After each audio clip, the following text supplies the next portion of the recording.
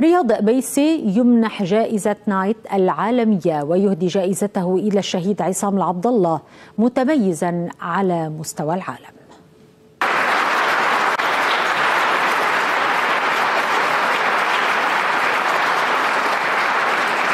أن تذكر رياض قبيسي فهذه معادلة للصحافة الممهورة بجوائز عالمية والمرتكزة على عقد ونصف من الإعلام الحر في مواجهة الأخطار، وليس آخر الجوائز التي نالها قبيسي تلك التي جاءت خلال تكريم الصحفيين لعام 2023 الذي ينظمه المركز الدولي للصحفيين في واشنطن. وحاز رياض على جائزة نايت الدولية للصحافة، وتم تكريمه إلى جانب مجموعة من الصحفيين الذين يواجهون تحديات غير مسبوقة والعاملين في بلدان تتعرض فيها وسائل الإعلام الحرة إلى خطر جسيم. إلى واشنطن توجه قبيسي لنيل جائزته التي قدمها لروح زميله عصام عبدلله الذي استشهد بشكل مأساوي في قصف إسرائيلي في جنوب لبنان بينما كان يغطي الاشتباكات على الحدود. 3 weeks ago, I had intended to share the story of how my journey in combating corruption in Lebanon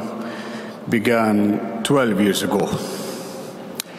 I wanted to elaborate on the prevalence of corrupt politicians and subservient judges in my country, Lebanon, which is suffering from an economic meltdown fueled by inept leadership. A country, Lebanon, where the capital, Beirut, was partially destroyed and more than 200 people were killed as a result of criminal negligence by incompetent and corrupt government officials who allowed 2,750 tons of explosive materials to be stored at the port in the heart of the city. 3 weeks ago, I was planning to offer insights of how Lebanese journalists have overcome challenges and threats, ultimately contributing to accountability and transparency. However,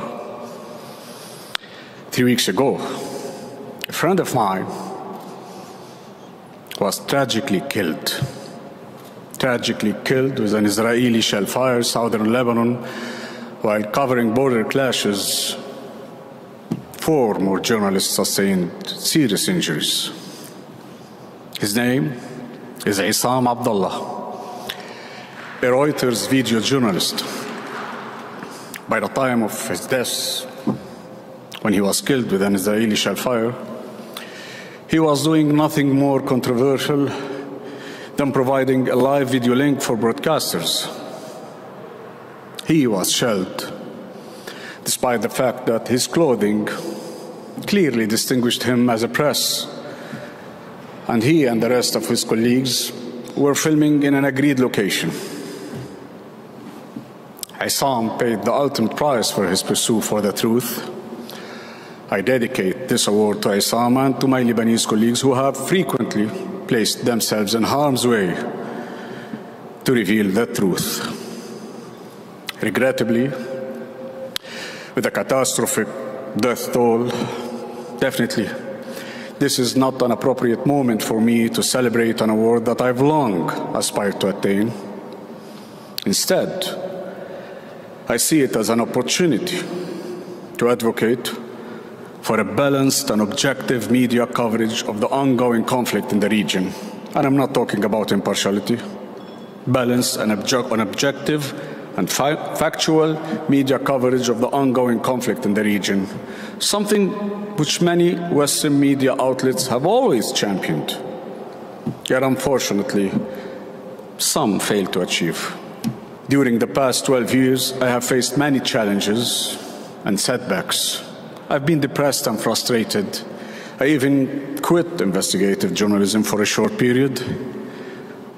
But I pledge the people of Lebanon that I will continue with my colleagues to produce investigative stories substantiated with solid evidences. And we will do so to remind those who think they are unaccountable that there are always consequences. بيل ويتكر الصحفي التلفزيوني الأمريكي ومراسل لبرنامج 60 دقيقة على شبكة CBS الإخبارية، قدم قبيسي على أنه الصحفي العنيد الذي يكشف الفساد بشجاعة وعلى أعلى المستويات الحكومية.